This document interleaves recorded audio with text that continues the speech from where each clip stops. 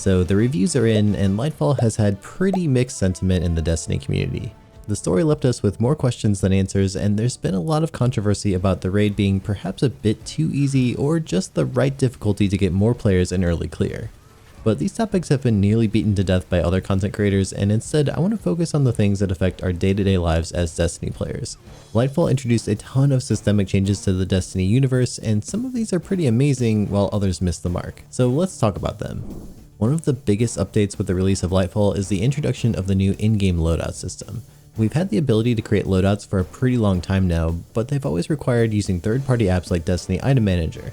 Dim loadouts are cool, but also kinda clunky. They require us to be in orbit to change our gear, which is pretty inconvenient, and switching every single mod, armor piece, and weapon can take quite a while. Now though, players are able to use the new in-game loadout system to assign complete builds that can be switched up on the fly. These loadouts trigger the changes immediately, which is such a nice change compared to the old ones that we could do in Dim. This is a huge quality of life update that makes swapping to different builds for characters incredibly easy, and it's certainly more accessible for players who don't want to rely on a third-party app just to play the game. However, the loadout system is far from perfect. On launch, it's had some issues navigating situations where desired gear isn't on the character that actually needs it for the loadout. Plus, the customization of naming these loadouts is pretty limited at the moment. It's kind of crazy to me that in 2023, where nearly every game has access to some form of virtual or physical keyboard, we can't yet type in a custom name for each loadout. Hopefully this changes in the future. Overall though, the loadouts are a great addition to the game, and I found them to be a huge speed increaser for changing out my gear on the fly. Before we get to the next change, we have a birthday to celebrate. That's right, everyone's favorite mobile game, Raid Shadow Legends, is turning 4. If you're looking for some reasons to give this game a try, let me spell it out for you. Regular updates and content. There's always new stuff coming to Raid. No matter if you're a brand new player or a 4-year veteran, you'll have new things to conquer in the game every single month. Arena. Want to put your character's strength to the test? Well, you can do so in Raid's arena mode against other players.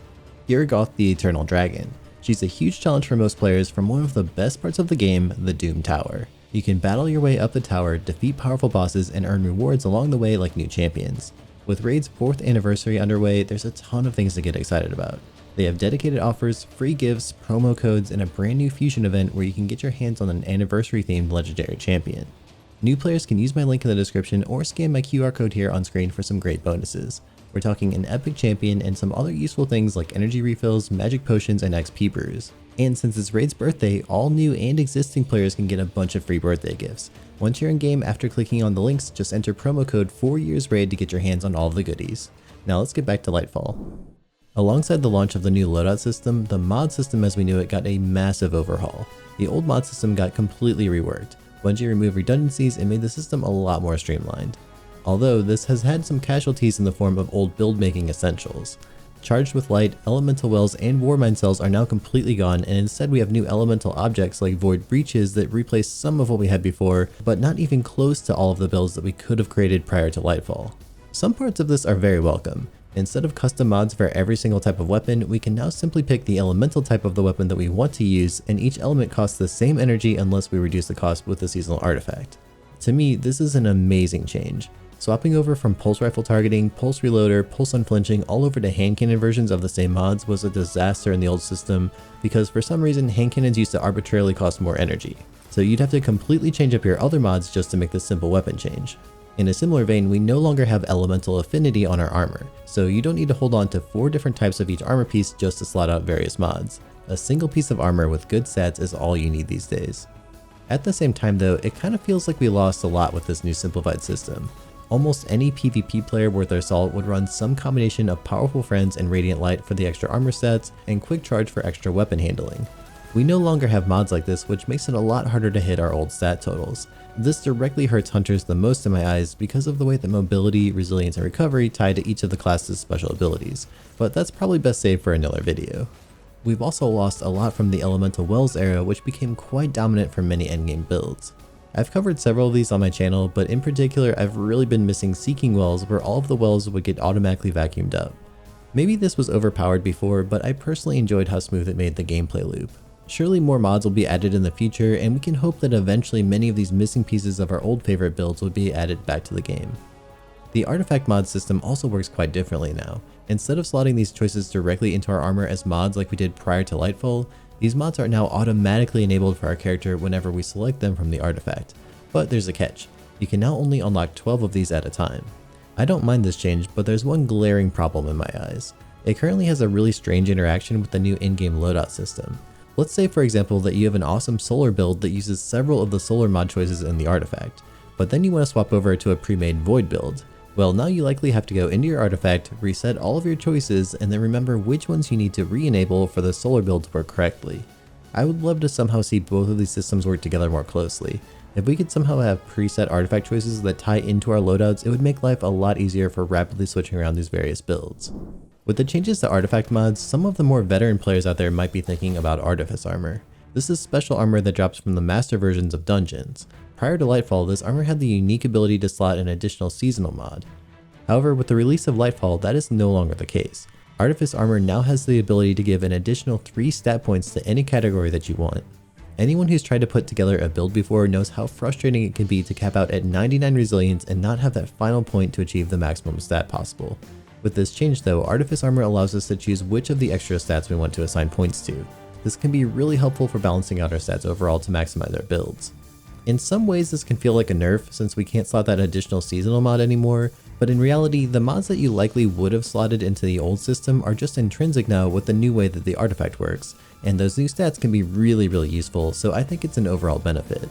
I will make a note though that just because you have a piece of armor that has Artifice mod slots, that doesn't mean that it's automatically better.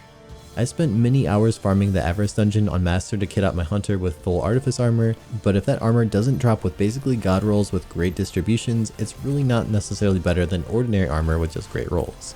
A 61 stat on Artifice armor is not really better than a 66 roll on ordinary armor unless the stat distribution slightly works out in your favor for the extra customization of your stats.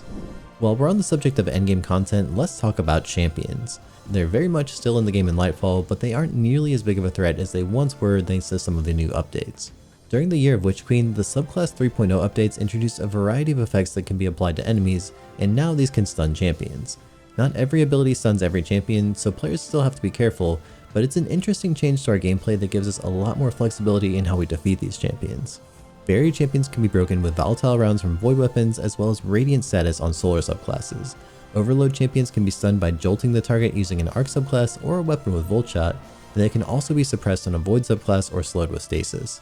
Unstoppable champions can be stunned by blinding the target with an arc subclass or frozen with stasis. And then there's Strand. This basically wrecks any champion regardless of their mechanics. Just suspend them in the air and watch as they float around like helpless little babies. Overall, I think this is a pretty cool update. It provides some extra flexibility to builds in PvE, and it breaks us away from the mold of relying on just a handful of weapons with anti-champion mechanics. Speaking of Strand, this is probably the reason that most people out there bought Lightfall, at least those who aren't as invested in the story progression. The promise of a new subclass in Destiny is always alluring, and Strand has been no exception. It seems somewhat weak in the campaign compared to the other subclasses, but once we got all of our fragments unlocked, it has become both incredibly powerful and fun. Once again, we hunter mains stay winning. Our new subclass, the Threadripper, is so fun. We got a new super which allows us to rapidly grapple between points on the map while absolutely thrashing anything in sight. We also get another ground slam that can suspend targets in the air, and we can set grapple routes for the rest of our team to never touch the ground again. Titans got yet another super that revolves around punching things, but this one's actually pretty fun. They create blades on their fists and slash enemies to bits. You can also get 3 melee charges outside of your super by default, which are really fun to deploy. Warlocks make the most use of the new Threadlings, which are sent out like little minions to wreak havoc on your enemies. Their new super is also kind of like a Strand version of Blade Barrage, and with the right build, they can keep entire hordes of enemies suspended in the air. Regardless of the class, all Guardians now also have access to a grappling hook which replaces the normal grenade ability. It's an absolutely insane movement upgrade and it's really fun to use, but we'll have to see how useful it is in tougher content out there like Grandmaster Nightfalls. Strand is definitely an amazing addition to the game, and it's easily one of the best parts of Lightfall. Unfortunately, the new looking for group function wasn't quite ready to release with Lightfall, and that's going to come sometime later in the year. Hopefully this new tool will help more players find groups for endgame content that doesn't have traditional matchmaking built in. But in the meantime, Bungie did add a new system that seems to be somewhat earmarked to work hand in hand with the new LFG tool. Commendations are a system that allows players to rate their fellow Guardians. Players can achieve special commendations for different activities. For example, in Trials of Osiris you can be a pace setter or Saint's favorite, and raids have things like perceptive and knowledgeable. I think this was a really cool idea that was executed quite poorly.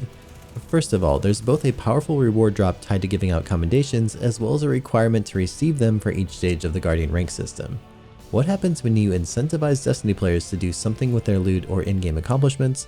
Well, they're going to find the most efficient way to cheese the system to get the reward as fast as possible. So the reality is that now players just spam apply every commendation to participants after activities without ever reading what they're actually giving out. It's common on LFG discords to find people intentionally wiping the Wellspring events over and over again just to cheese the commendation system. And the result is that these commendations are completely meaningless now. It's really too bad. I feel like this could have been a clever way to promote goodwill in the community and celebrate people who are really pleasant to play with, but instead it's just basically another obstacle to get your next Guardian rank or powerful reward. I hope they make some changes to how they implement commendations in the future to make them actually mean something in the game, but unfortunately it might be too late to save it already. Speaking of Guardian ranks, this is another new system added to the game. One of the biggest obstacles for getting new players invested in Destiny has always been that new players have basically no idea what to do next to progress their character. There's endless quests, bounties, weapons, and armor to chase, and strikes, dungeons, and raids to clear, but what should they focus on next? Well, Guardian ranks is supposed to be some form of an answer to that question.